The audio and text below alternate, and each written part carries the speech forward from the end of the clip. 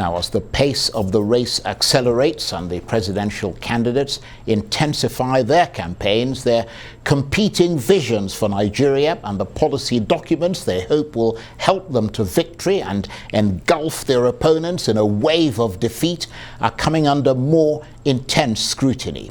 Take the APC's manifesto, for instance. It's a hefty policy document with lots of pages outlining policy positions, plus additional fact sheets for every proposal, offering solutions and improvements on hot-button issues like security enhancement, unemployment, economic opportunities, human capital growth, poverty reduction, and infrastructure development. On the face of it, it all seems like a well-informed, well-thought-through document that wrestles with a large number of issues and proposals. But how realistic are the solutions it offers, and which campaign promises best define their candidate's bid for the presidency? Well, for more on this, I'm joined now in the studio by the deputy spokesperson of the Tinubu Presidential Campaign Council, Hannatu Musawa. Thank you very much indeed for coming in. Thank you for having me. Sum up for us briefly how your campaigns have been going so far. I mean, you hinted that it's been quite hectic for you.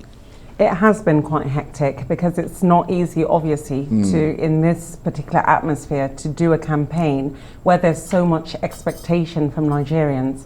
However, it's been going very well. For our campaign, Asiwaju Bola Ahmed Tinubu and Tinubu-Shettima have set out a plan where they'll be able to traverse the whole country to be able to interact with different stakeholders in all the different zones, and hopefully to be able to go to all the different states to do their rallies. We want an opportunity where they will be able to interact directly with Nigerians, where Nigerians will have been able to see our action plan, to interrogate it and have an opportunity to ask the needed questions. It has been hectic, but we are very excited because it gives us an opportunity again to be able to see other things that we may have missed, things that may need to be taken on board, hopefully when we come into government next year. And what is the central message that the Tinubu campaign has for Nigerians? Well, the Tinubu campaign, what we have for Nigerians is like our action plan is about renewed hope. It is trying to give hope back to Nigerians, notwithstanding the fact that the APC government of Muhammadu Buhari has done its best in delivering on most of the promises that it gave to Nigerians. But we also understand... You said it's done its best. It hasn't quite delivered. It's done its rather limited best. You know what it is, Mr. Charles, from the beginning of our campaign, we did say that we were going to be very honest with Nigerians. And with that honesty comes the fact that we know that everything hasn't gone to plan. There are very many areas where there have been challenges, and the Tinubu administration hopefully will be able to take that on board. We will adopt the areas that the Buhari administration has done well, and there have been many areas that they've recorded gains. But there are many areas where there have been challenges as well, and I think it would be disingenuous of us to pretend that everything is as it should be in Nigeria. We take that on board, and hopefully with an Tinubu administration will be able to address those areas effectively in the way that it should be done. Well, we appreciate your honesty there, and I'm sure Nigerians do, but I mean, that doesn't reduce the enormity of the task that whoever inherits wins the next election is going to have to deal with. I mean, 133 million Nigerians are poor. That's one of the big issues of the day, the new poverty figures that suggest that destitution has deepened dramatically in this country under an APC government. What's your reaction to that? I mean, certainly when the APC government came in 2015, it inherited a recession. And obviously I know that we keep on talking about the pandemic and the Ukrainian war. It sounds slightly trite, but it's a reality. Whatever Nigerians are going through economically, we're not isolated in that. It's a global phenomenon. But that still doesn't just give us a pass to say that this is happening globally and that Nigerians deserve it. No, we understand that Nigerians are under a great strife at the moment. And we do understand that this particular administration has had a lot of challenges. And this is part of what Tinubu sat down with a very high-powered cerebral team to look at the areas that maybe there have been some sort of that we have sort of overlooked, or maybe we have mismanaged certain areas. Of course, we talk about the area of insecurity. We cannot pretend that security is as it should be in Nigeria. So this is what Asiwaju Bola Ahmed Tinubu wants to do. He wants to continue with those areas such as infrastructure that this administration has done well, and the areas that we know there have been challenges and we need to do better. We are proposing different tactics in order to see how we can sort of get Nigeria in a better place in that regard. But the question, of course, is, can you explain why Nigerians who feel disillusioned after nearly 8 years of the Buhari government should give the APC another shot at it rather than the PDP, Labour or the NNPP? Oh, certainly, because, APC in 2023 is coming with a new face. We're coming with Asiwaju Bola Ahmed Tinubu and his innovative... Yeah, but it's the same party. It's the same party, but it's a different person. Yeah, but it's the same party. It's still the same. It's a government of the APC. It's a bit like talking about the Conservative Party in the UK or talking about Labour or whatever. It's essentially the same government. It's the same government, but it's not the same people. It's a different set of people with a revised set of policies. Yeah, well, we do have a manifesto in APC.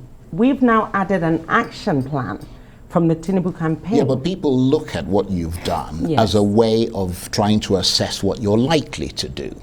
Not necessarily. Well, of course that's what they do. If that is what we're going to look at, then we look at the track record of Asiwaju Bola Ahmed Tinubu. We give him credit for that as well. If you're looking at what someone has done and the benefits and the successes that they've had, as a way of judging them for the future, then I think it's a no-brainer that Asiwaju Bola Ahmed Tinubu is the right person. We're looking at the last 8 years. In other words, when Nigeria gave your party the opportunity to be there on a national level, let me take a look at what the next leadership will face after nearly 8 years of the Buhari APC government. And these are official statistics from the government's own National Bureau of Statistics. The Consumer Price Index, which measures the rate of change in prices of goods and services, it's risen to almost 22%, the highest in nearly 20 years. Look at other micro and macro economic indicators. They've all got dramatically worse. The fiscal deficit of the federal government hit nearly 4 trillion in the first quarter of this year. Nigeria's total debt stock increased by 439% from December 2011 to December 2021, while the domestic debt component increased by 242% from 5.6 trillion to 19.2 trillion. The foreign component increased by 1,689%. from 885 billion to 15.8 trillion. In the same period, the federal government's borrowing has gone up by over 7,000%, and from January to April this year. I mean, the point I'm making is that you're trying to ask the Nigerian people, in the face of all of this, debt servicing has exceeded revenue by 308 billion. Based on these figures, and not counting unemployment, doesn't that suggest to you that the APC government has essentially failed and that this country needs to act decisively and urgently by going in a different direction? Yes, this country needs to act decisively, and urgently by going for a person that will have the ability and the vision that will be able to address these deficits. Someone with the APC government. Yes, someone who's been in a pivotal position in the APC. No, not necessarily. He has been. Let's not downplay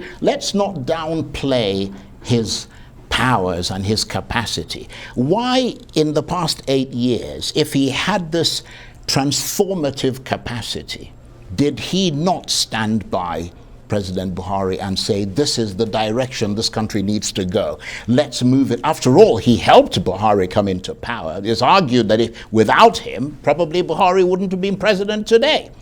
So if he's got that kind of influence, why couldn't he influence the direction of the economy and the government and the way he could see them unfolding? You know, one of the greatest things about Asiwaju Bola Ahmed Tinubu is that he's a Democrat and he absolutely respects the process of democracy. Asiwaju Bola Ahmed Tinubu may have been a leader in the APC, but in no way was he going to enforce his views. He wasn't going to enforce it. He was going to advise them and say, well... No, he probably did. But then the buck stops with President Muhammadu Buhari.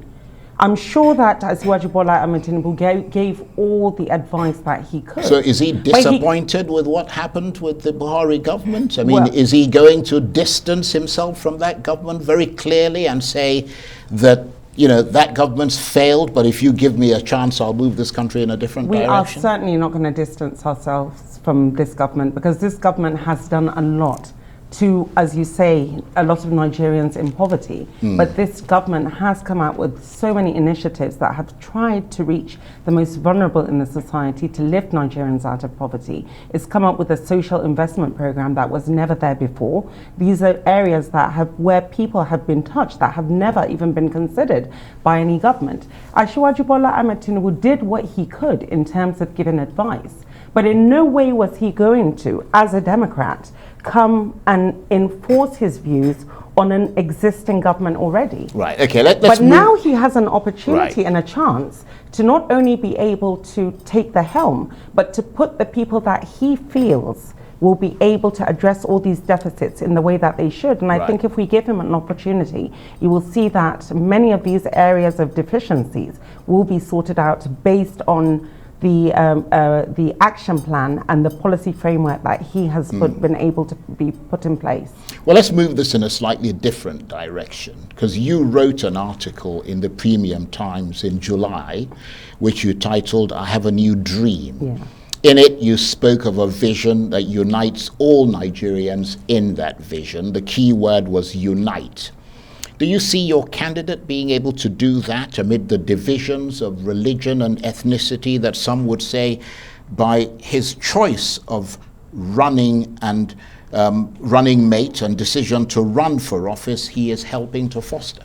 I think he is. I think of all the candidates, it is Asiwaju Bola Ahmed Tinubu that is not even playing up to the sentiments, the primordial sentiments of religion or tribe or ethnicity. We have one presidential candidate that is appealing to electorates based on tribe and regionality. We have another presidential candidate that seems to be garnered more towards a certain ethnic group. But with Asiwaju Bola Ahmed Tinubu, this is totally different. If you're talking about the Muslim ticket... Well, that's one thing. Well, that is one thing, and perhaps we can address that.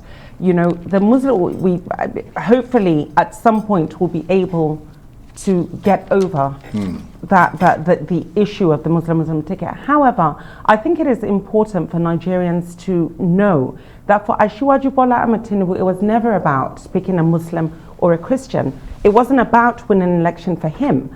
For him, what was important was the issue of governance.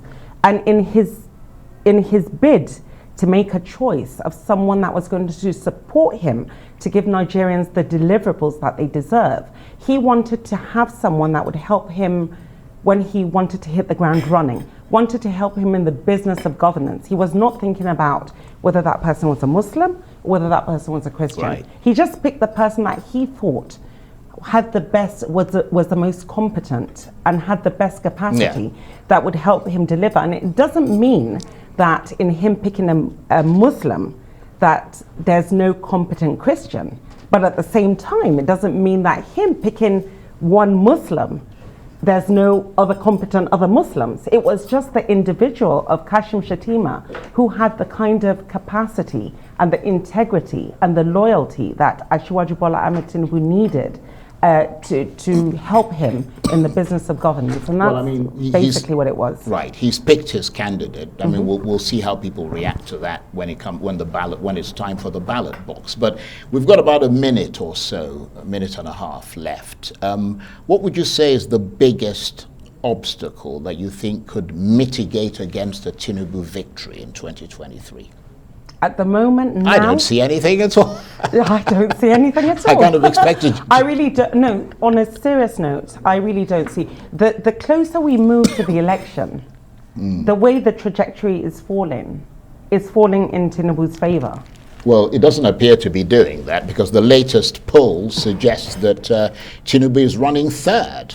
Well, let's talk about that poll then. Yeah, the next year poll. I do not know what methodology was used in that Well, I poll. can tell you what the methodology Please is. do. The sample size is 2,000, which they did it in 12 states, in rural communities, 2 states from each geopolitical zone, one state each controlled by the APC and the PDP, and they excluded the home states of the leading presidential and vice presidential candidates.